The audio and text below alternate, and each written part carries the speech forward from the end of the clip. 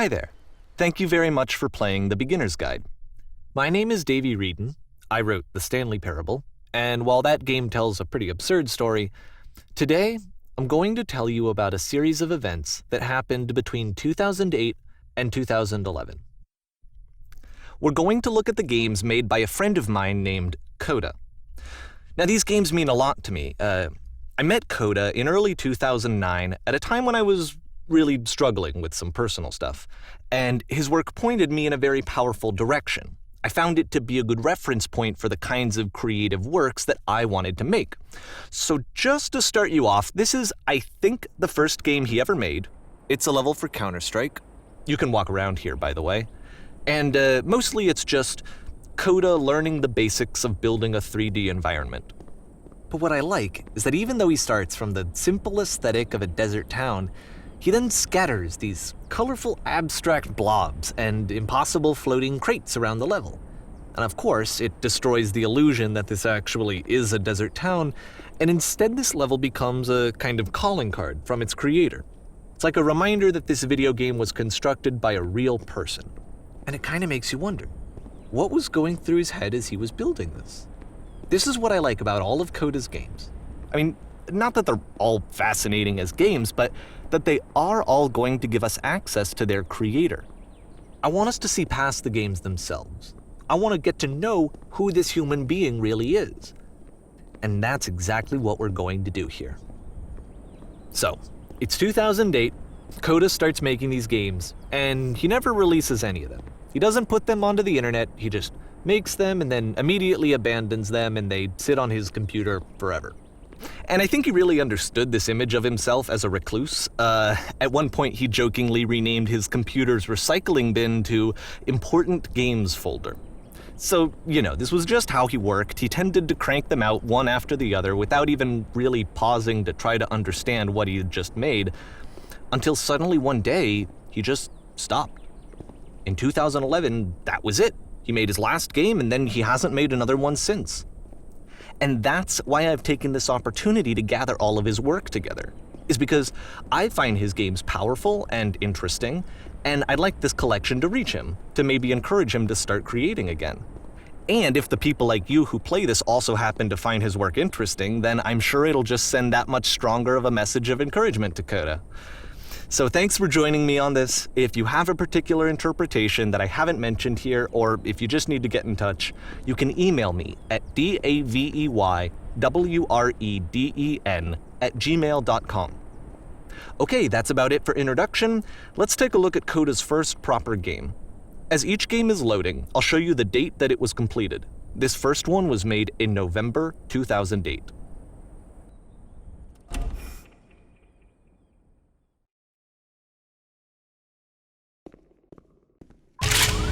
Warning. Whisper machine active. Shift to structure imminent.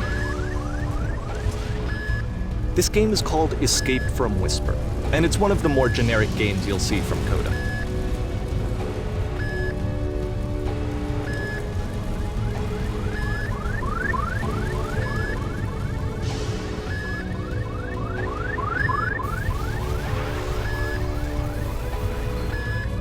Security call reached. Hostile alien life form inbound. It kinda looks like this game was abandoned mid-development. For instance, you have this gun, which you'd think would indicate that there are supposed to be monsters or enemies somewhere, but then clearly there are no enemies anywhere. You can't even reload the gun when you run out of bullets. But ultimately we don't really know. Maybe Coda thought that actually it was complete the way that it is. And I think that we should talk about his games for what they are, rather than for what they're not. Enemy force. I love how you can see the bottom of the universe from this room.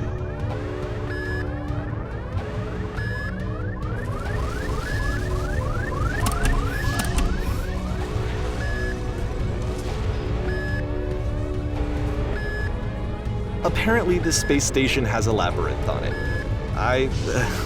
Sure, I don't know. There's really no reason for it that I've ever been able to discern, so in the interest of time, I'm just gonna skip you on past it.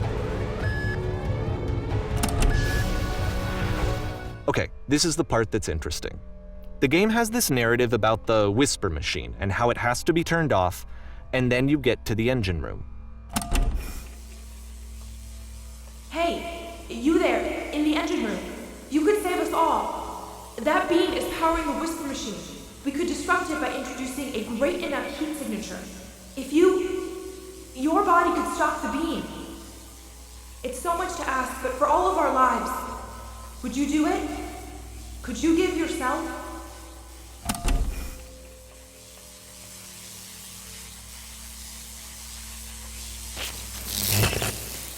Let me pause here for a second. What you just experienced, stepping into the beam and then dying, is probably what Coda had initially intended when he was developing this level. But when he first compiles and plays it, something goes wrong. There's a bug somewhere. And this is what happens instead.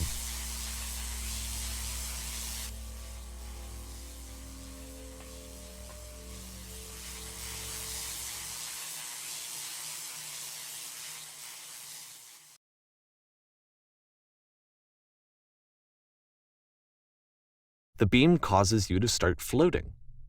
And this is an important moment for him. Because yes, this is technically a glitch, but Coda identifies something human about it, like how small it makes you feel in the face of this larger chaotic system. Or this floating could be the afterlife, a peaceful place, juxtaposed against all of the hysteria that you've just had to traverse. I don't even know. I have no idea what he was thinking, but what's clear is that after making this, something lodges itself in his brain. He wants to do more of these really weird and experimental designs. So he stops work on this and moves on to a stream of tiny little games that go in all sorts of directions. Let's go ahead and take a look at the first game he made after leaving this one behind.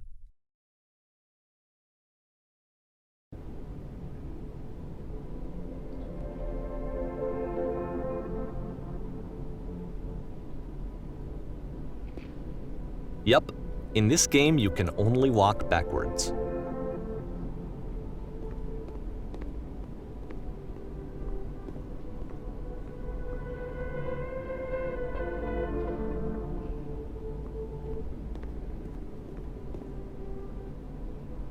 So it's a short and relatively minimalist experiment combining motion and narrative.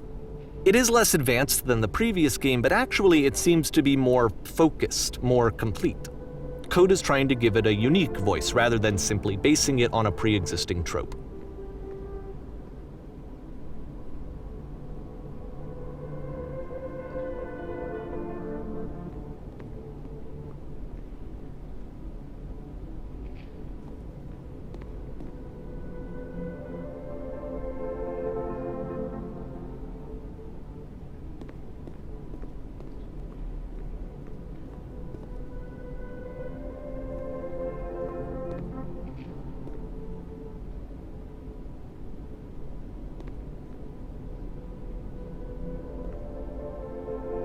It's a short little thought, it says what it wants to say, and then it ends. Didn't need anything more than that. Which to me is why it works, because it gets out quick. Okay, next one.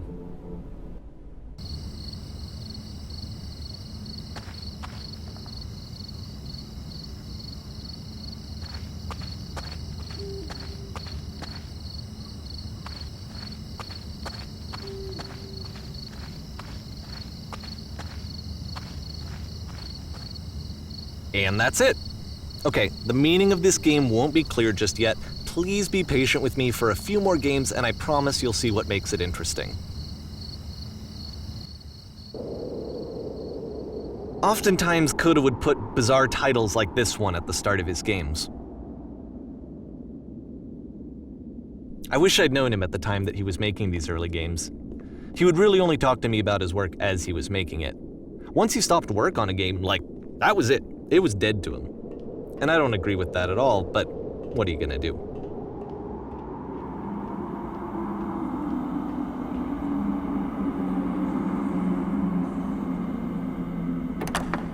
Once you've been slowed to an absolute crawl, the door at the top of the stairs opens. So why, if Coda's not showing these games to anyone, why bother opening the door at all?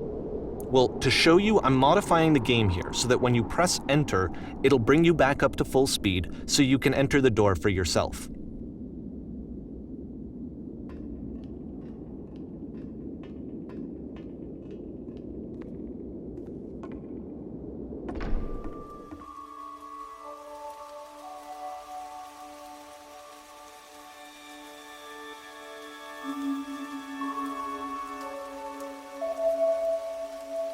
A room that's warm and nice and filled with little ideas for games.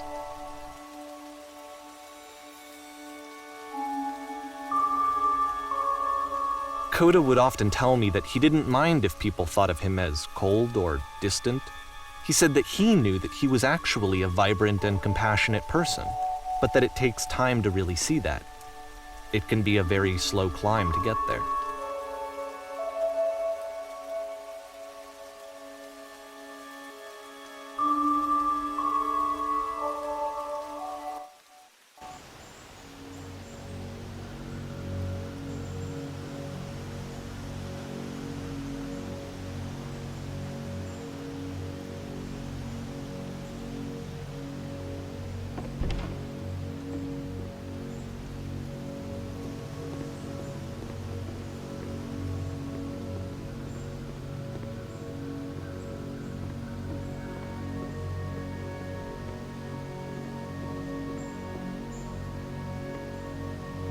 Well, this is new for Coda. It's an actual puzzle. Go ahead and see if you can solve it.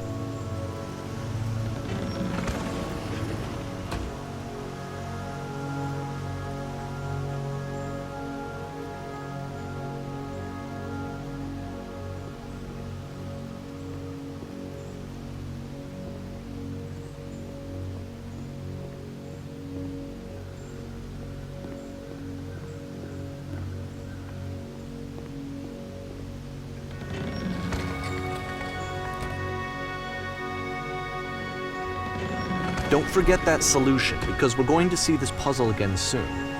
We're going to see it a lot.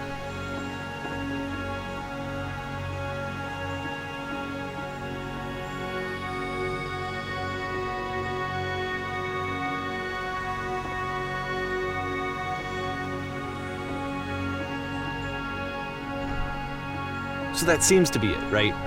You walk down a corridor, you solve a puzzle, you get to the end. Simple enough. All right.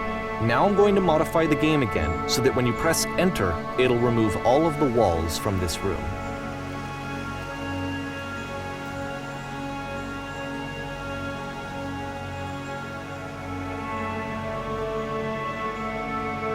How about that? There was more to it than we had any way of knowing. I actually find it funny that this game comes after the Stairs game, since they essentially convey the opposite idea. So, in the Stairs game, a dull exterior concealed a rich interior. And then, in this level, a dull interior hides this fantastic outer world. Either way, I think that the point is the same, is that most of the time you don't get to know what you're missing, or even that you're missing anything. That's not your role as a player. So if your role here is not to understand, then what is it?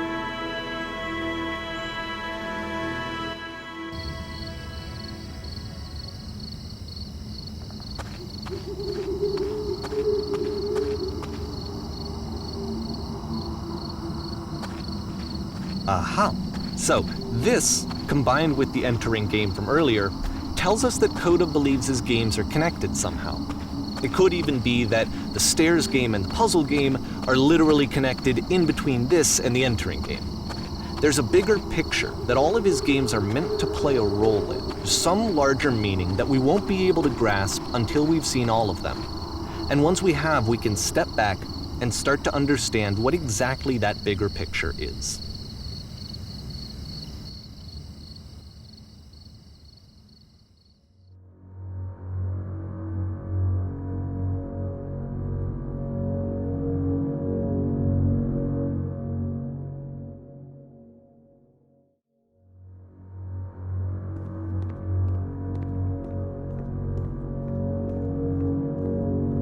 Let's talk about video game development for a second.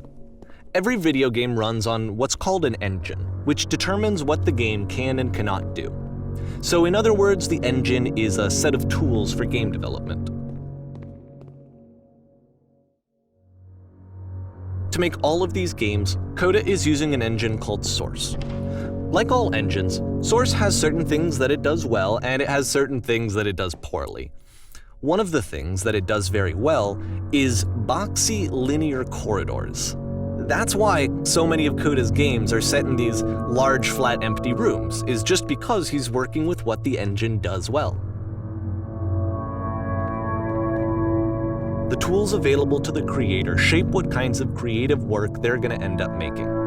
You might consider paying attention to the architecture in Coda's games, to notice how they seem to stem from an engine that's very good at producing linear, boxy corridors.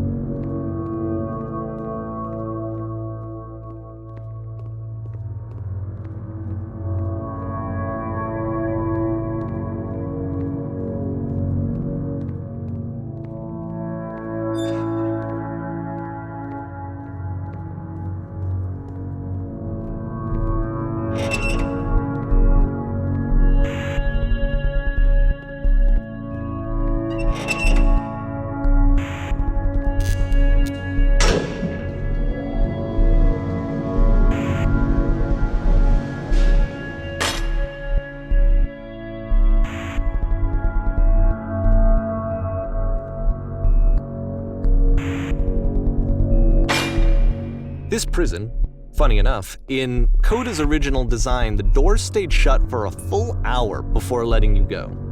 If you don't mind, I think we're gonna skip that. This is something that he and I used to argue about a lot. You know, whether a game ought to actually be playable, whether it means anything if no one can get through it. And I would always defend that, you know, all this work goes into the game, why not make it playable and accessible? And so we just got into heated arguments over it, and there was one time that after one of these conversations, he went home, and a day or two later, he sent me a zip file entitled Playable Games that was full of hundreds of individual games, each of which was just an empty box that you walked around in and nothing else. Believe me, I played every single one of those just to find out if there was like a gag hidden somewhere. There wasn't.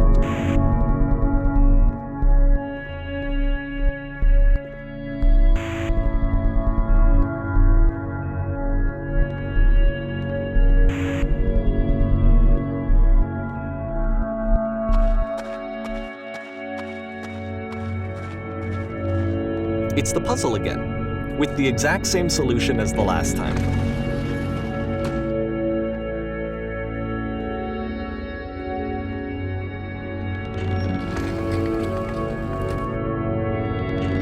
There's still no clear indication of what makes this puzzle so special that Coda is going to return to it over and over. But I promise I'll share with you my interpretation very shortly.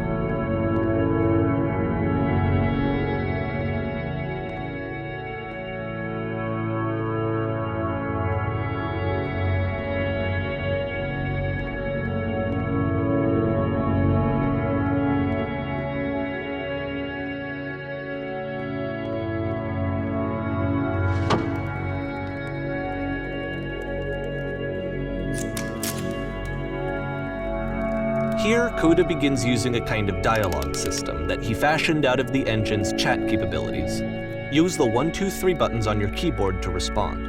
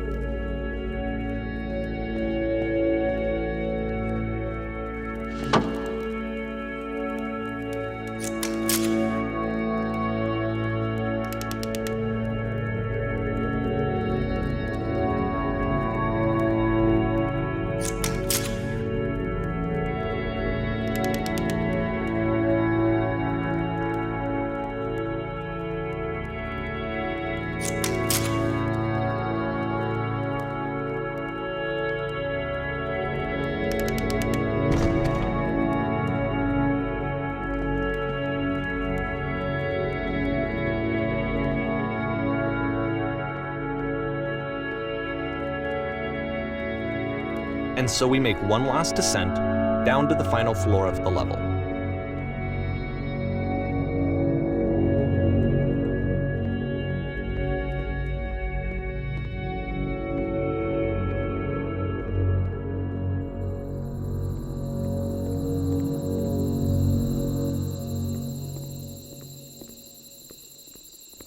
It's a lamppost. Okay, I can't tell you quite why, but for some reason, Coda fixates on this lamppost. It's going to appear at the end of every single one of his games from here on out. I'll tell you what I think. I think that up to this point, he's been making really strange and abstract games with no clear purpose, and maybe you can only float around in that headspace for so long. Because now he wants something to hold on to. He wants a reference point. He wants the work to be leading to something. He wants a destination, which is what this lamppost is. It's a destination. We're going to see it in the work as well. His games are just going to become a lot more cohesive, a lot more fully developed, with more of a clear idea behind them. And as we go, that idea will get clearer and clearer and clearer.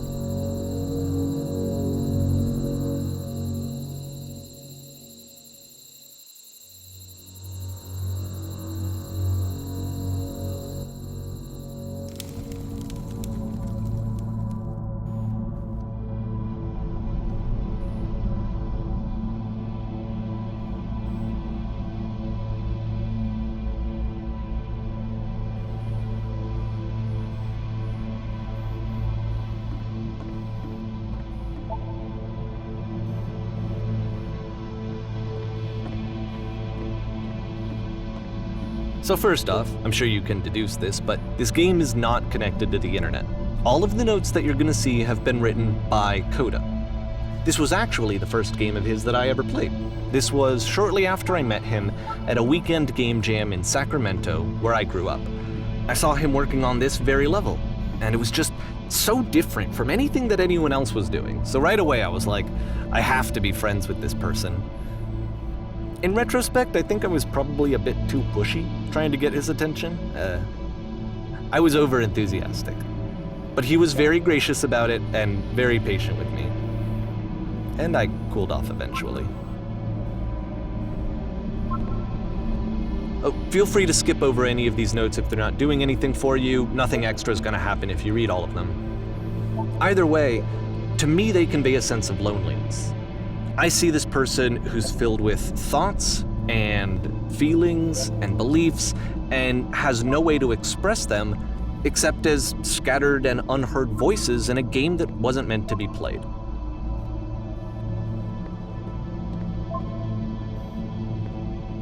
But it's ironic, isn't it, that in playing this game and seeing how alone Coda often felt, that we get to know him better and actually kind of connect with him.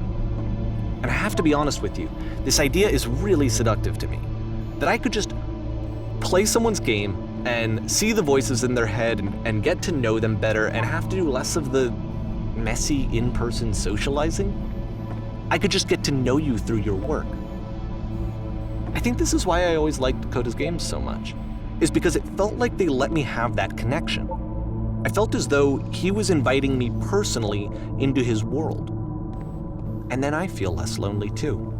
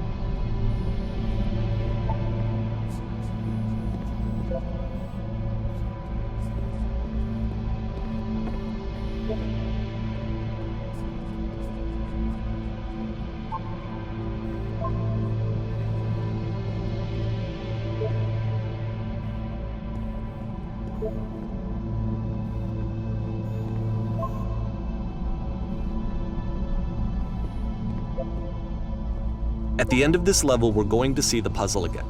And here, I'll tell you what I think the puzzle means. Each of these games represents an idea that was on Coda's mind at the time that he was making it. And the puzzle is a way of closing the door on a previous chapter of his life before moving on to the next one.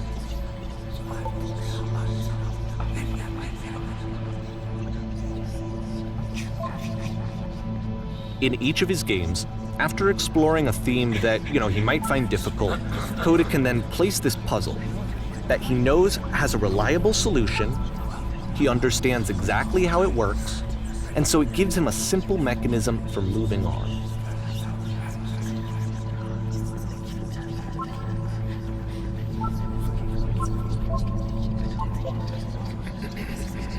And because there's this dark area between the doors, a space between spaces, before you move on, you get to pause.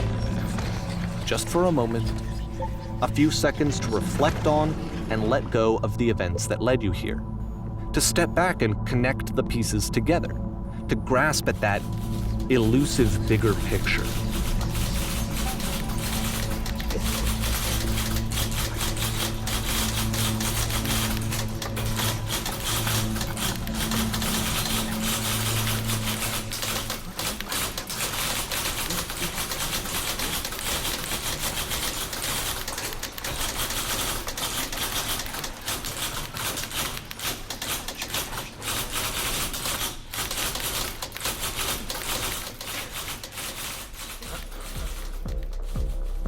Okay, this one is tough. It's gonna kind of just spin its own wheels for a few minutes. Hang with it.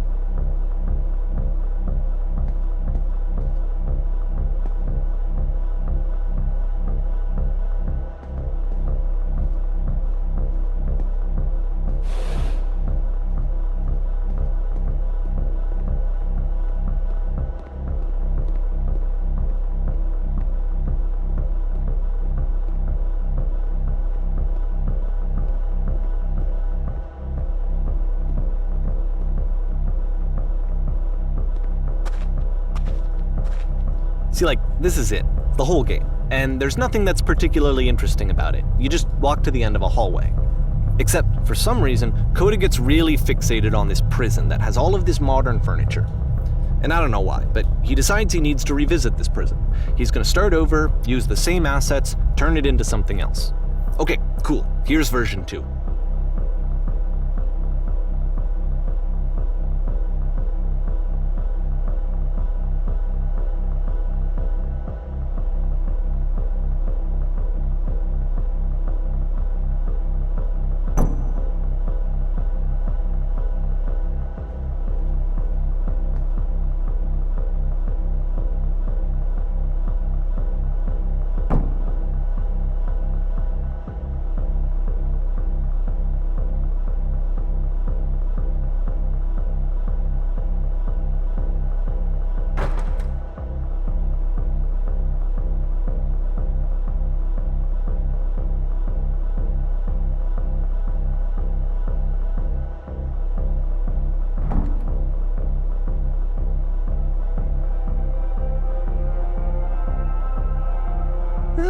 There's a bit more to this one, but still it's not really communicating anything. It's kind of just weird for weirdness' sake.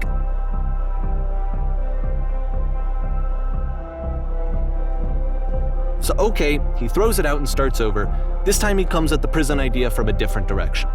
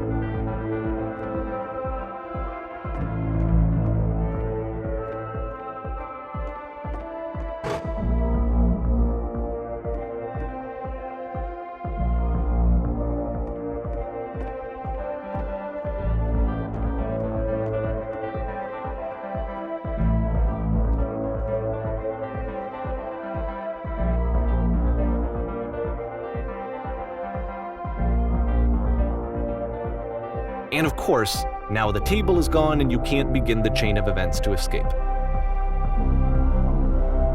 Here's a version where there are no bars, but you can't actually get to the well. And then a version where the inside of the prison is the outside and the outside is the inside. Let me just blink you real quick through a few more of these. I mean, he really unloaded on this prison idea. There's nearly a dozen of them. Personally, I think it's awful to watch this, to see a person basically unraveling through their work. And for what? Like, at what point do you just go, maybe there are game ideas other than this prison that I could be working on? But Coda doesn't have that voice telling you to stop, that particular mechanism of defense against yourself. Without it, you just spiral. And so he keeps going and going and going and going and going, and then he hits on something. And he likes it. And that's it. He's done. He stops making prisons. This is the very last version of the prison game that he created. And the reason I think it works is that the prison is not actually in it.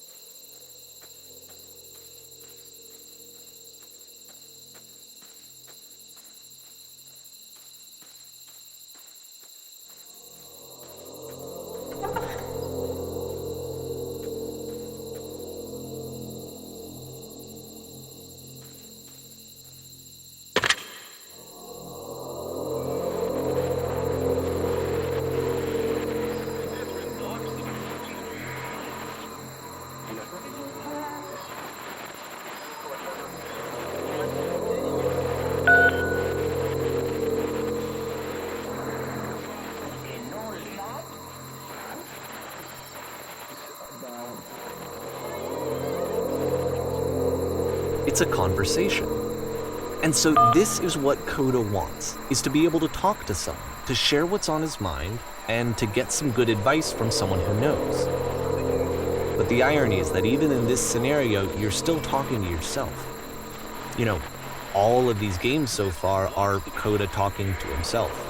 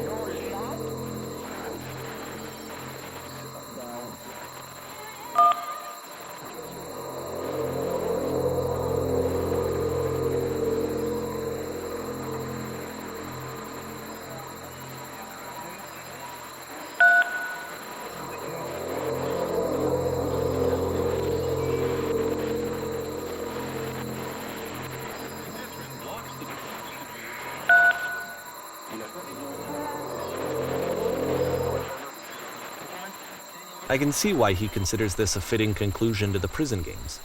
After all of the obsession and frustration, just to be told by someone you can trust that things are going to be okay. Wouldn't that be nice?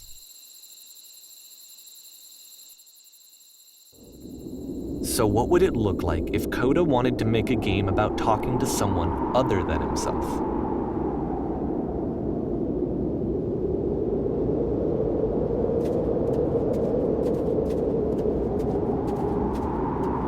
To me, this environment is meant to represent Coda's puzzle, with the two doors on either side and a dark transitional space between.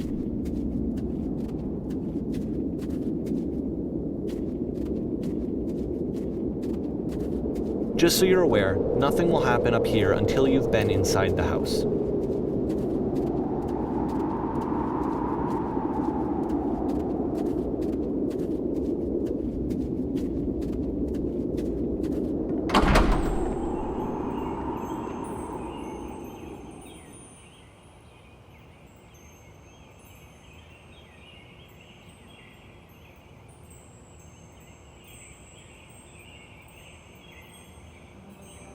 you'll notice that the quality of the art is a step up from previous games, including this new and improved chat system, which he started using from this point on. From here on out, he begins putting much more effort into the visual polish of his work, and this particular game took 2 months to create as a result.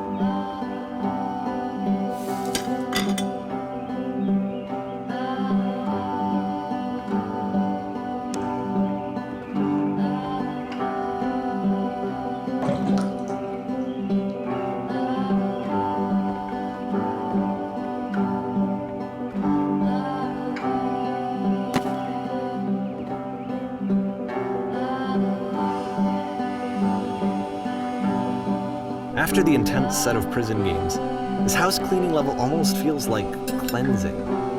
It's the moment after a particularly difficult or traumatic experience where you just need to let it sit and digest inside of you, and eventually cohere into something meaningful.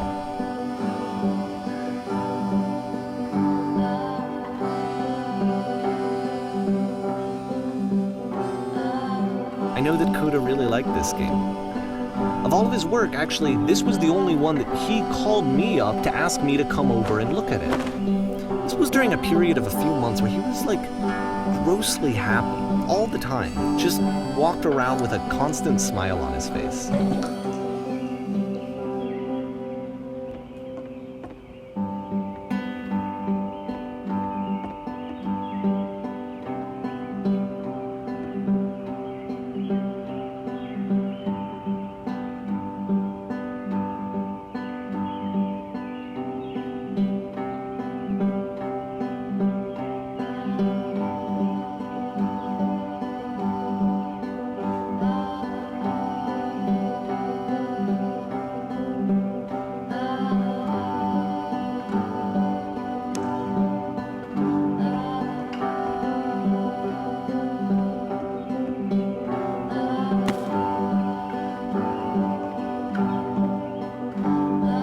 I'm glad he made this. I'm glad he found some peace.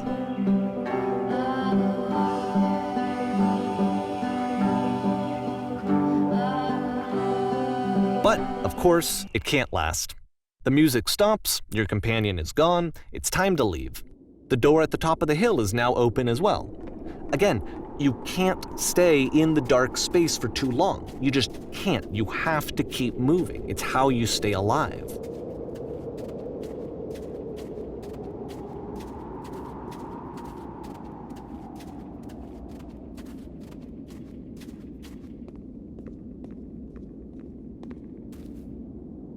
Which is the whole point of the puzzle doors, right? That sooner or later you have to pick up and move. I really thought that was the point of it.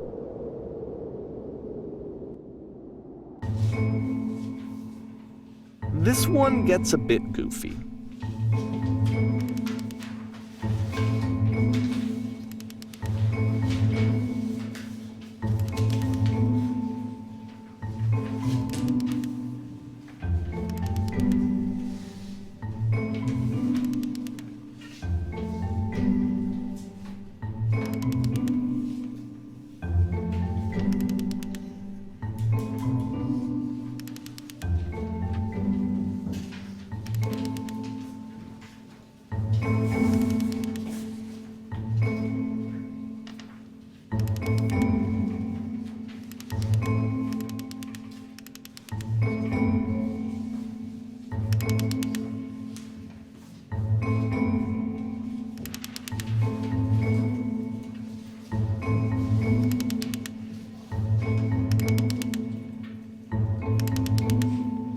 about halfway through the game, the perspective shifts.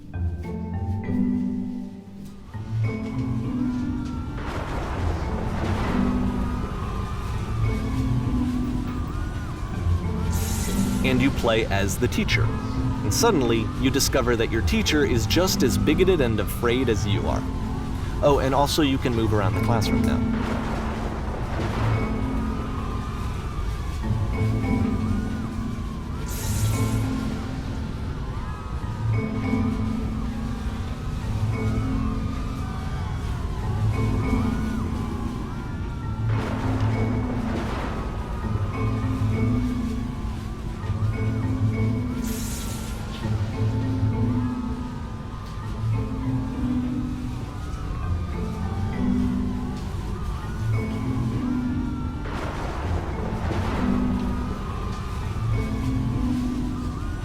I fell pretty hard for this one.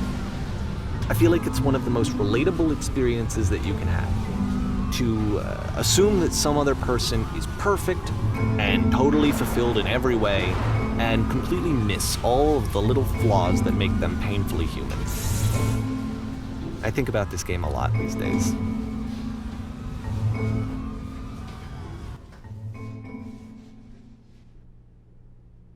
This one took a lot longer than all the others for Coda to make. It was 4 months between this and the last one. That's twice as long as it took him to make any other game before this, and it's not like it's particularly complex, so I remember I found that a little strange at the time.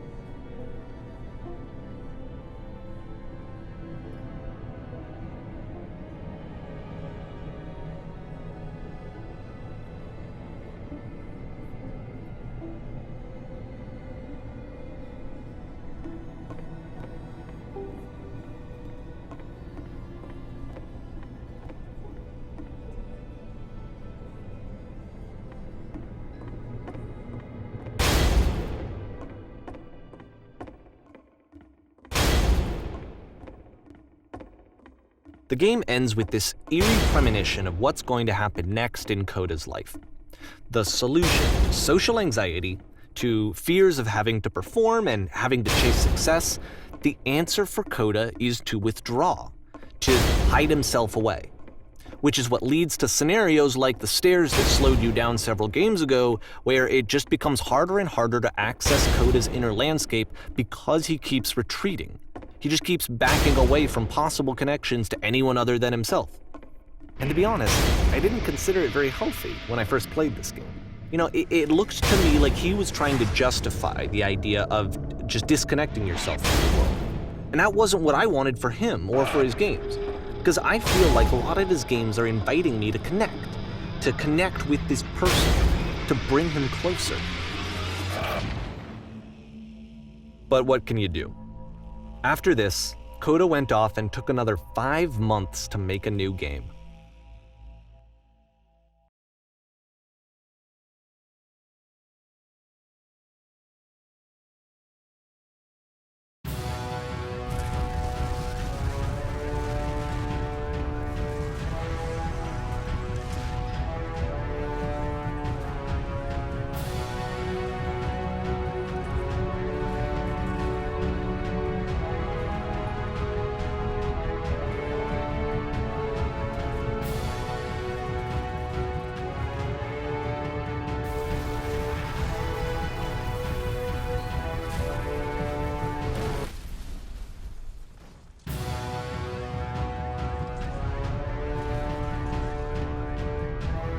You should probably open your eyes if you haven't already. It's pretty much impossible to solve otherwise.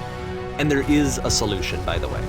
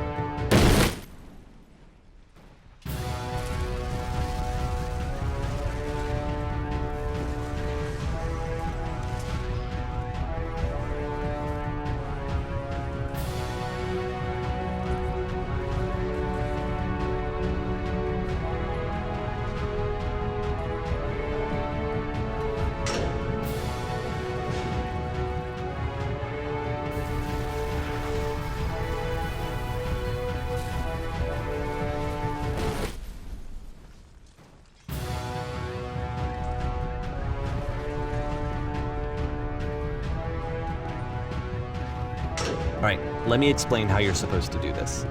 On either side of the room are elevators, which go up to an upper level. You have to go up, walk over to the person who's standing there, and then select dialogue option number 2.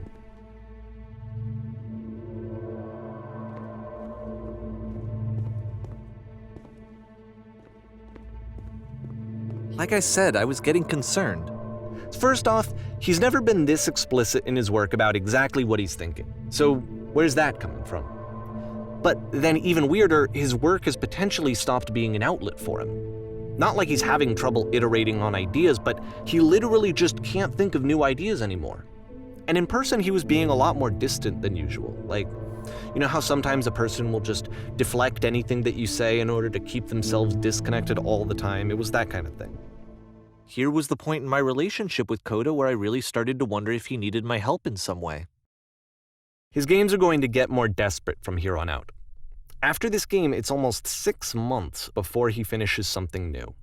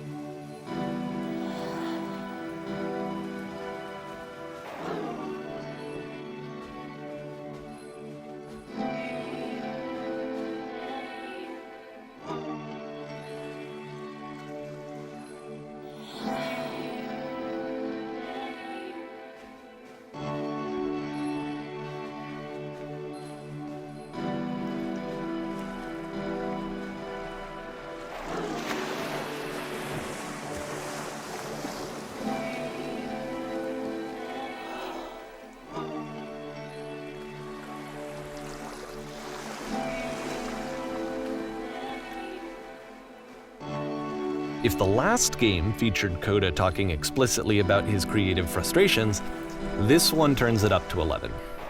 Now, put yourself in my shoes playing this. Here's a friend whose work is exhibiting signs of struggle, frustration, anxiety, depression, even. And yet still, he keeps making games. He keeps throwing himself into the grinder even when he clearly doesn't have the energy for it anymore. Why? What is it for? Because from my perspective at the time and just what I knew of him, this was a result of how isolated he was. He was in his own little bubble, just sitting at his computer all day, not really showing these games to anyone, not releasing them onto the internet, and so he didn't have anyone outside of himself to connect with. He had no outlet to ground himself on.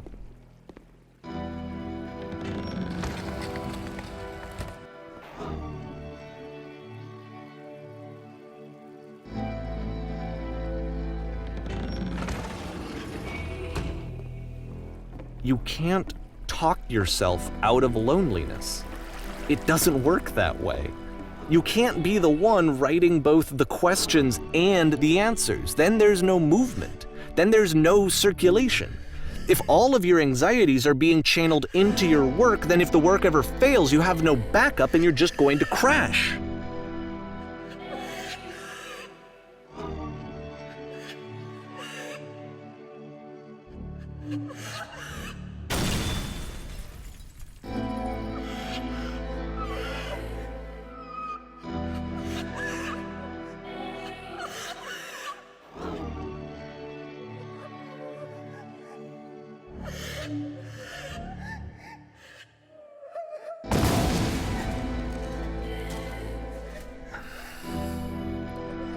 Seeing this game at the time that he made it, it looked really unhealthy to me.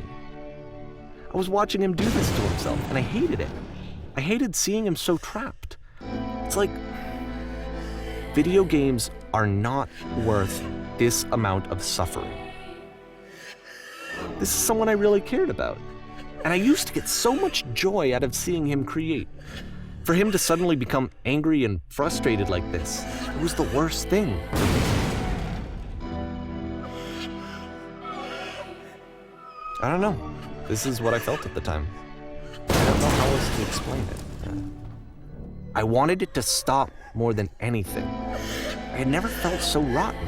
I needed more than I had ever needed anything for this to stop. But it didn't stop. After finishing this one, Coda takes another 7 months and comes up with a new game.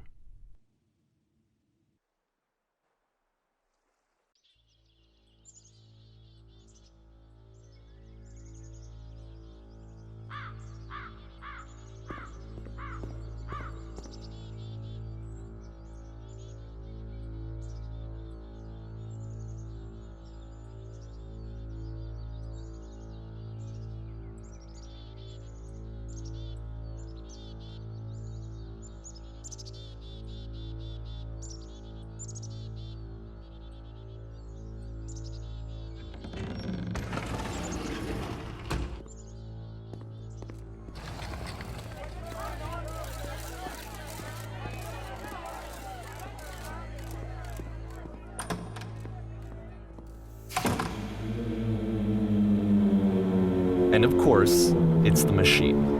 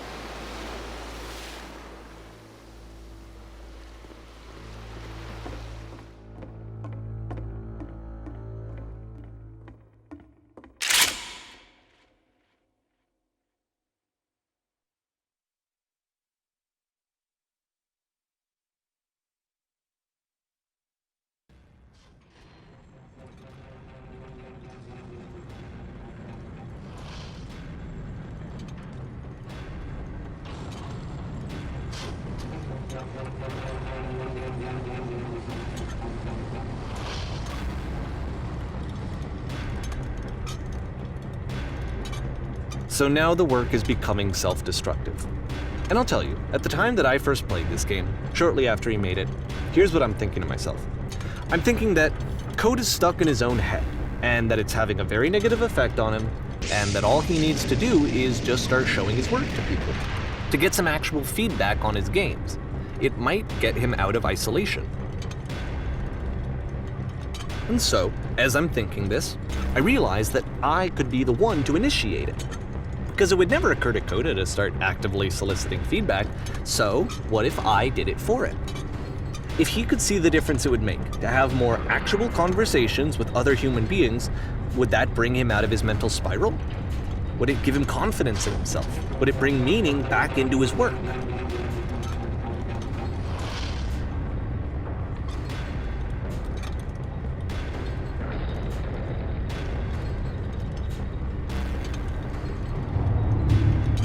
So I started showing Coda's work to people. I took this one, and the islands which you just played, the theater, the notes, the house cleaning game, and some of the prison escape games.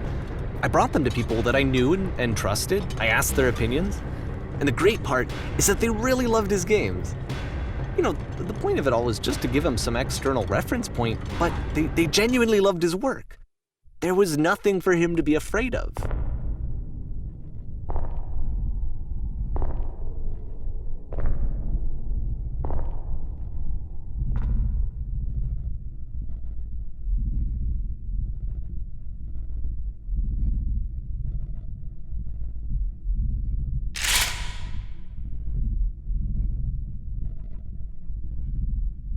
Can you see why I felt like this was the right thing to do?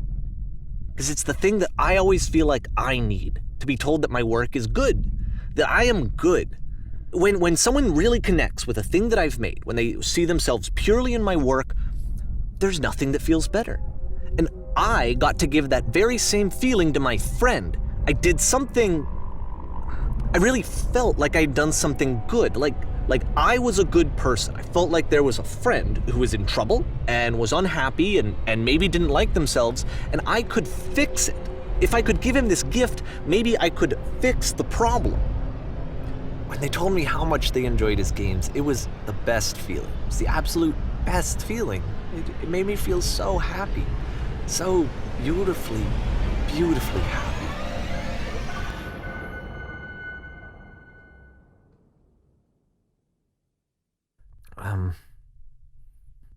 So anyway, Coda finishes this game, and then really he just kind of takes off for a while.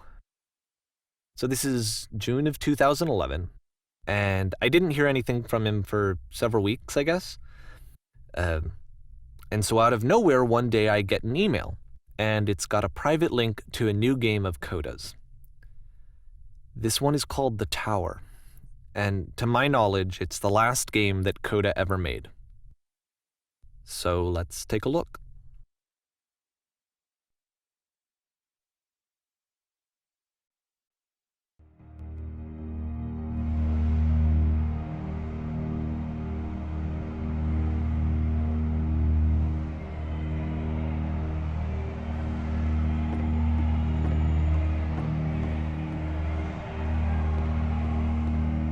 And this is where I have trouble saying anything meaningful about Coda's work.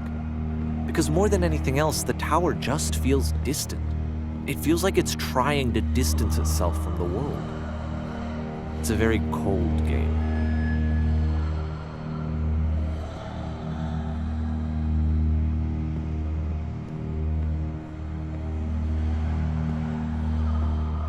This room actually has a maze in it. Except that all the walls of the maze are invisible. And then every time you touch one of the walls, there's this awful flashing and noise, so the experience is really miserable. The game goes beyond not being meant to be played, it actually seems to despise the player for trying to play it at all.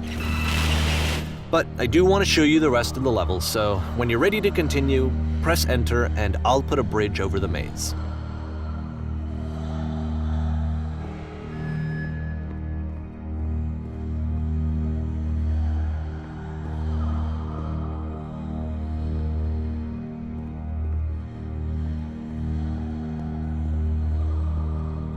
And to be fair, it's not like this is the first game that's needed some modification to be playable. Like the house cleaning game. You know, that one used to actually loop the cleaning chores and you just cleaned a house forever. I had to cut it off so that you could exit the house and the game would actually end. But that game had an idea that it was actually trying to communicate. What's the deeper idea behind the invisible maze? The only way past this challenge is to randomly guess the 6-digit code. Like the invisible maze, it's frustrating to me, because it's the opposite of everything else that Coda has made. It doesn't encourage thought or engagement. It doesn't ask anything of me, except a lot of my time. If I could have reached him during this time, then maybe I could have asked him, but I couldn't. I still don't really understand why this is here. I'll put the code on the ground for you here, though, so that we can move on.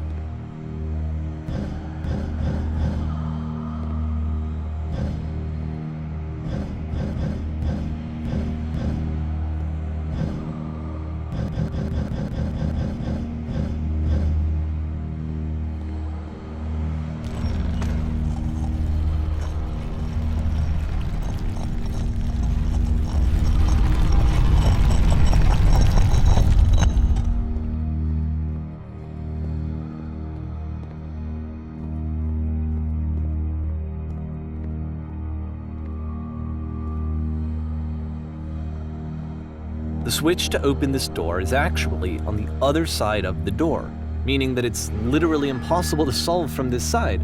So even if you somehow brute forced your way through the first 2 challenges and you got to this point, there's actually just no way to progress. And it's scary for me, the idea of Coda cutting himself off entirely, just saying, you know, that's it, that's the end of the conversation, not giving me any way to fix the problem.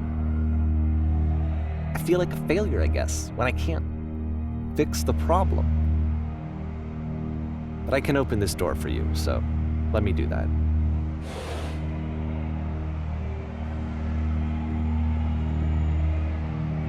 Was I a failure for not understanding this game? I mean, I don't know why I would be. It's not like everything needs to have a solution, but I feel it somehow. I feel like I failed, and I don't understand why. I remember, it's June of 2011, I'm playing this for the very first time, and as I'm playing, I'm thinking to myself, I don't know this person. I have no idea who this person is. It wasn't the guy I knew, it wasn't my friend. I had come to so many conclusions from looking at all of his work up to this point, and then suddenly none of them... I had been trying to, though, that was the thing. For years, I was trying to get to know him, to understand who he actually was and what he stood for. I asked him so many times to please just tell me what his games mean to him. I asked him please to tell me what the 3 dots mean. And he wouldn't.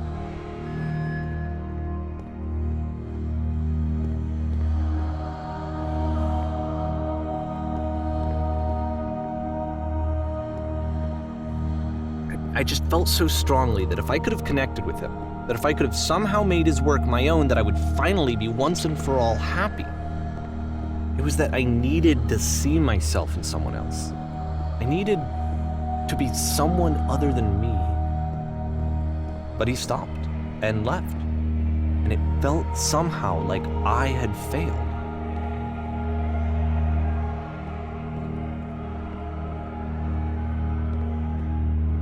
Where did I screw up?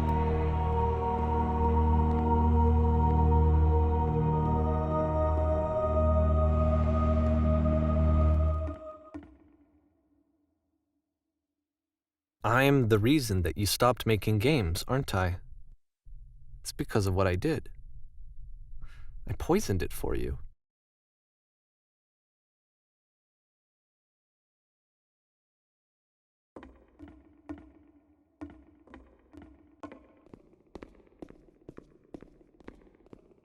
I don't think I ever told you this, but when I took your work and I was showing it to people, it actually felt... it felt as though I were responsible for something important and valuable.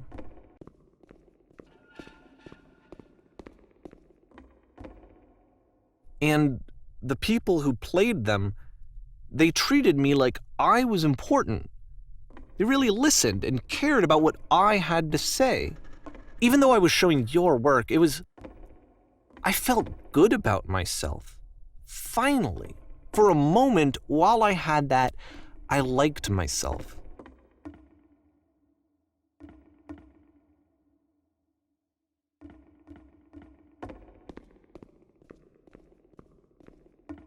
And then you stopped, and I didn't have anything left to show people. I just had to be with myself. And as soon as that happened, there was no feeling at all. Nothing. Less than nothing. What does that mean?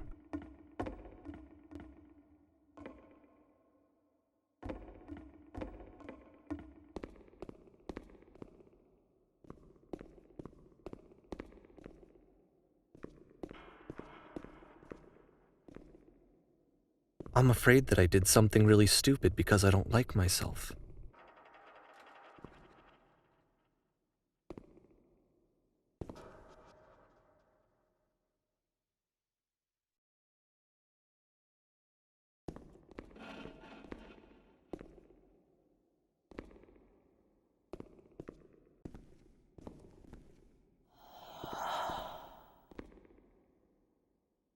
That's why I'm releasing this collection of your work, is because I haven't been able to find any other way to reach you.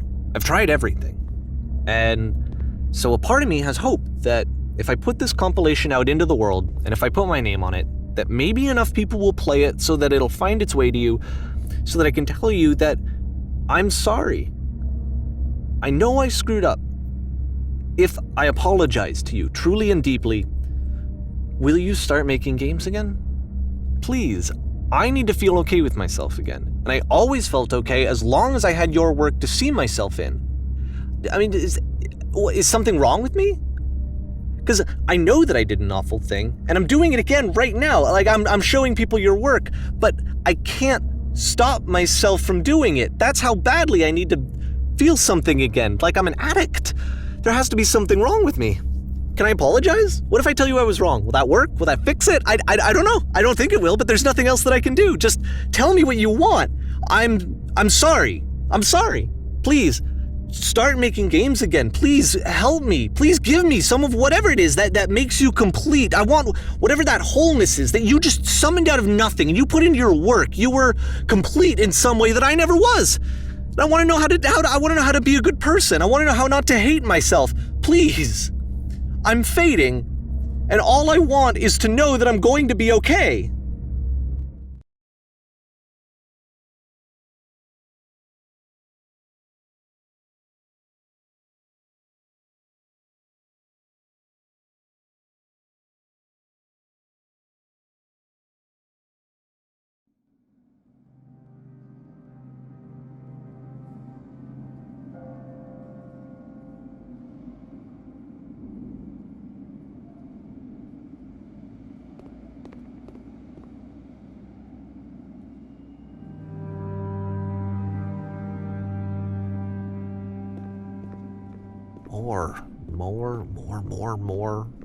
More love, more praise, more people telling me that I'm good. Always more. It's like a disease.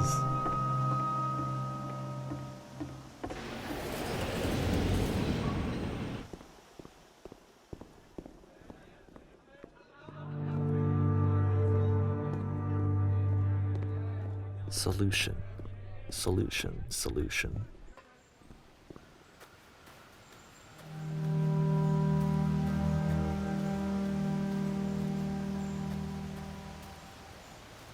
I guess if someone had told me ahead of time that he just really enjoyed making prison games, maybe I wouldn't have thought he was so desperate. I wouldn't have told so many people that he was depressed. Maybe he just likes making prisons.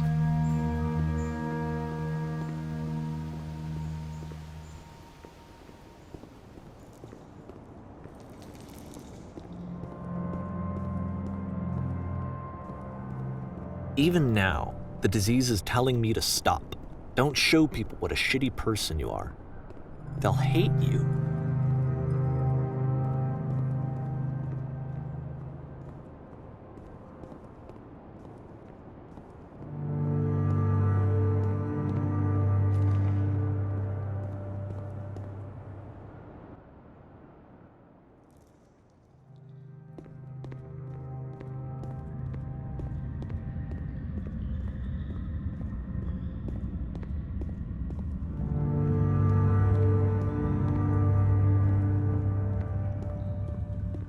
if I knew that my life depended on finding something to be driven by other than validation?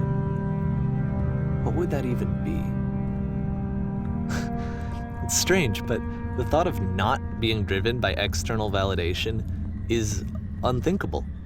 Like, I actually cannot conceive of what that would be like.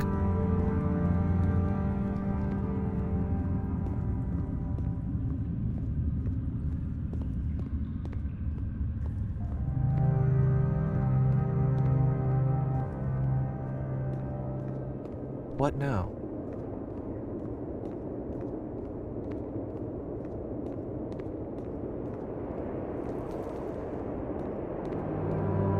I think I need to go. And I'm sorry, because I know that I said that I would be here and I would walk you through this, but I'm starting to feel like I have a lot of work to do.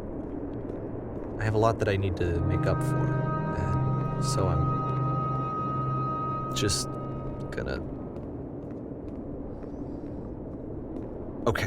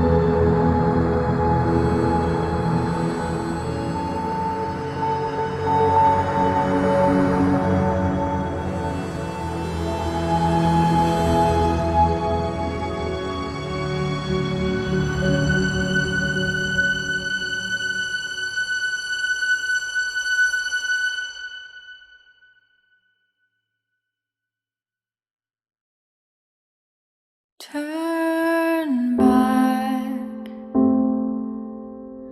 turn back from this cave. said, let me prove that I'm brave. Let me keep going. But the cave goes for miles and miles and miles. And you're so tired, but I know that you're